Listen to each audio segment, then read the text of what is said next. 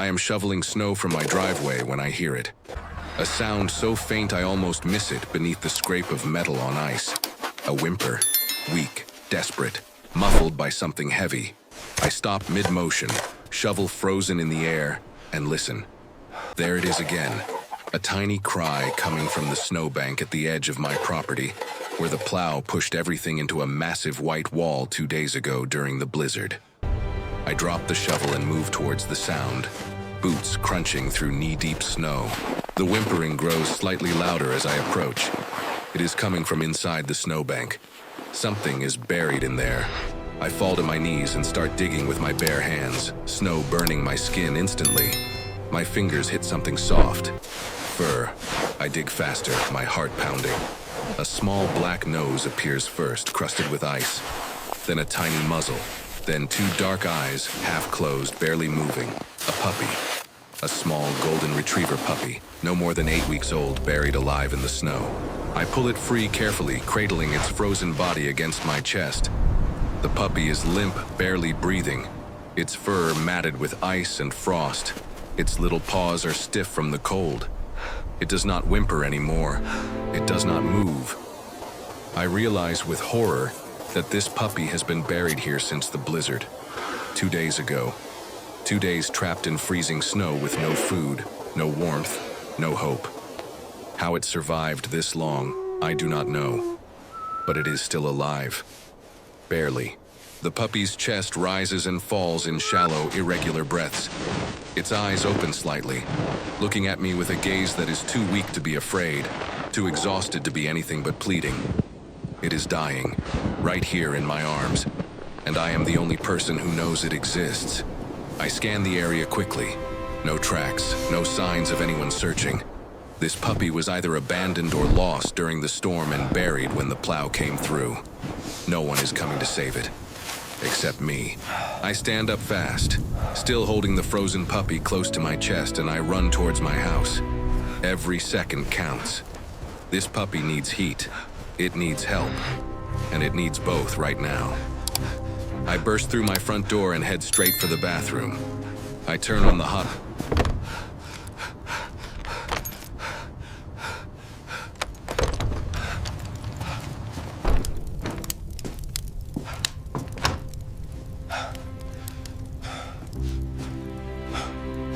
water in the sink, testing the temperature carefully. Not scalding, lukewarm.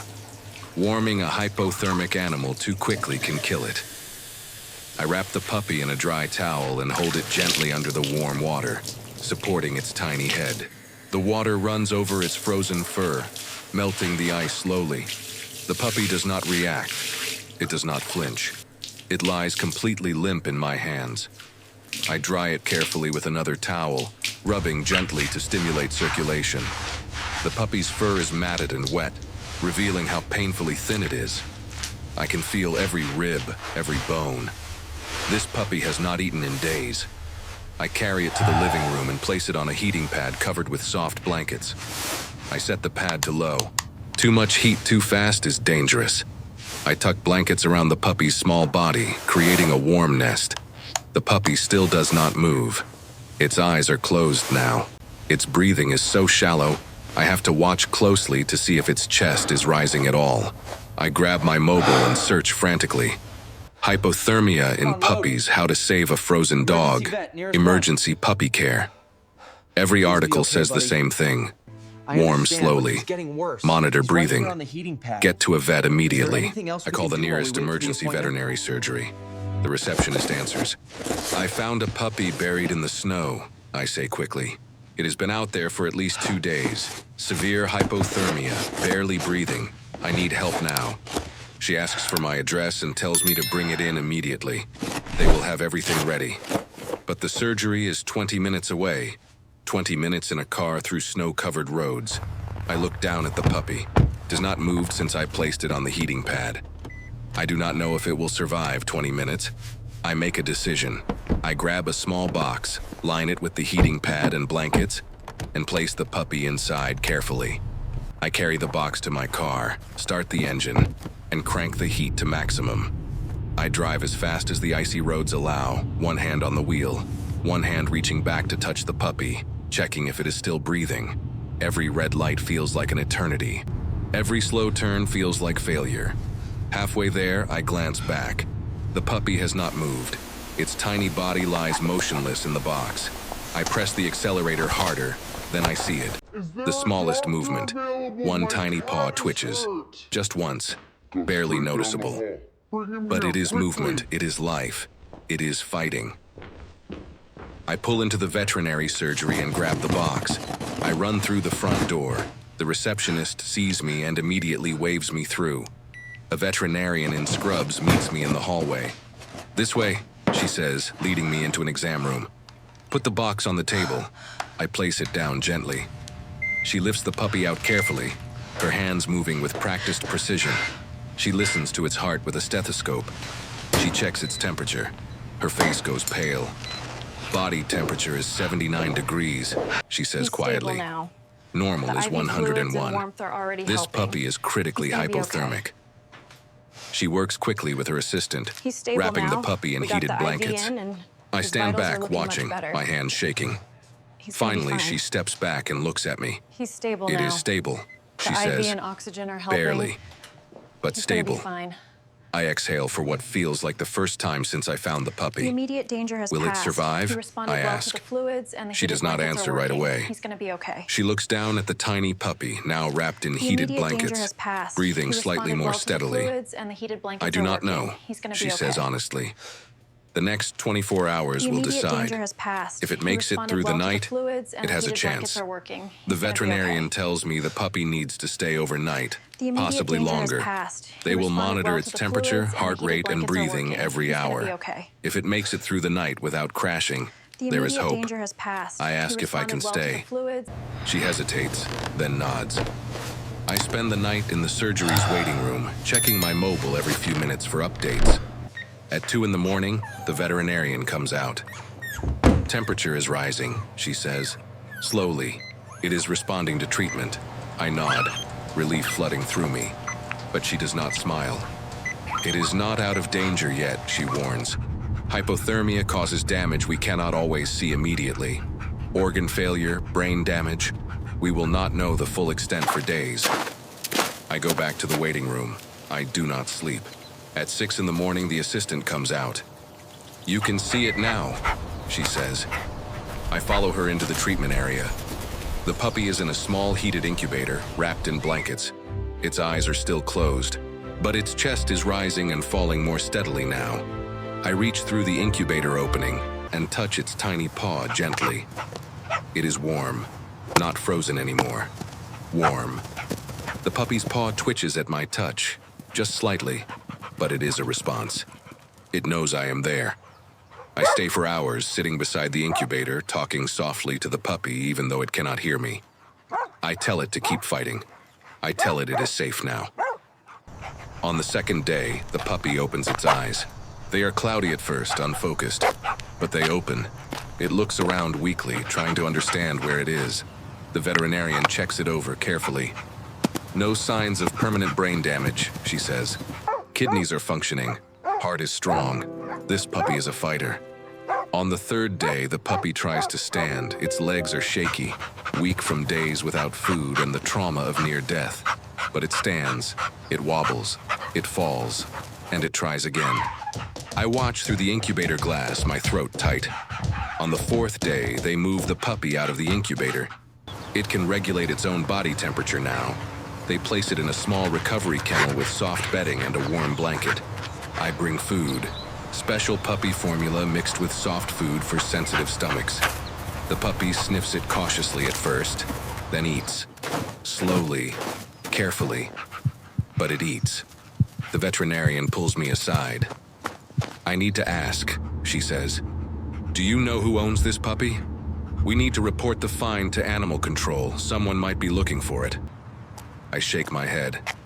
I checked. No missing puppy reports in the area. No lost dog posters. Nothing. She nods slowly. "Then we need to consider that this puppy was abandoned, left in the snow deliberately. The thought makes me sick, but I know she is right. A puppy this young does not wander into a snowbank on its own and get buried by a plow." Someone left it there. What happens now? I ask.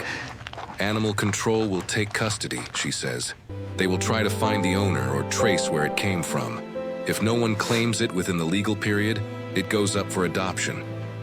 I look through the kennel door at the tiny golden retriever puppy, now curled up on a blanket, finally sleeping peacefully. Can I adopt it? I ask. She looks at me, surprised. Then she smiles. You saved its life. I think you have already adopted it. 1 week later, the veterinarian clears the puppy for release. It has gained weight. Its fur is clean and soft. Its eyes are bright. It runs around the exam room with clumsy puppy energy, tripping over its own paws, tail wagging constantly. The veterinarian hands me a folder.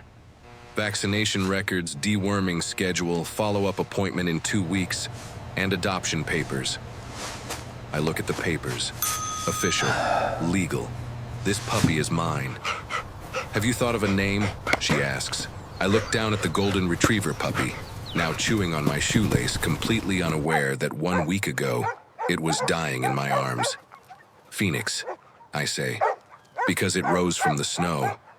She smiles. Perfect. I carry Phoenix out to my car. It is the same car I drove frantically to the surgery 1 week ago, terrified I would not make it in time. But now, everything is different. Phoenix sits in the passenger seat, looking out the window with curious eyes, tail wagging. I drive home slowly, glancing over at the puppy every few seconds. Phoenix looks back at me, tongue out, panting happily, completely trusting. When we arrive home, I carry Phoenix to the back garden. The snow is melting now. Spring is coming. I set Phoenix down on the grass near the spot where I found it buried. Phoenix sniffs the ground, explores the garden, chases a leaf. It has no memory of what happened here, no memory of being trapped, freezing, dying. It is just a puppy now, happy, safe, alive. I watch Phoenix play and I think about how close I came to missing that faint sound, how easily I could have kept shoveling and never heard the whimper, how this puppy's entire life depended on one person stopping and listening. Phoenix runs back to me and jumps against my legs, wanting to be picked up.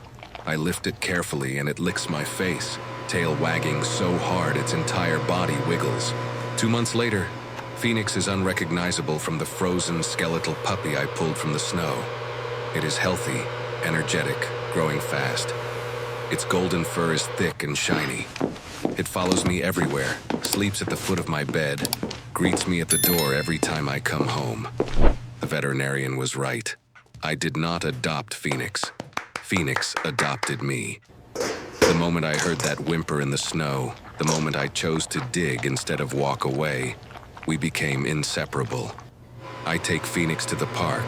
It runs through the grass with other dogs, plays fetch, rolls in the dirt. It is everything a puppy should be. No one watching would ever know it spent 2 days buried alive in a snowbank. But I know. And every time I look at Phoenix, I am reminded that sometimes the smallest choice, stopping, listening, caring, can change everything. Phoenix runs back to me with a stick, tail wagging, eyes bright with joy. I throw the stick and it chases after it with boundless energy. I leave the park with something I did not expect when I started shoveling snow that winter morning. Peace.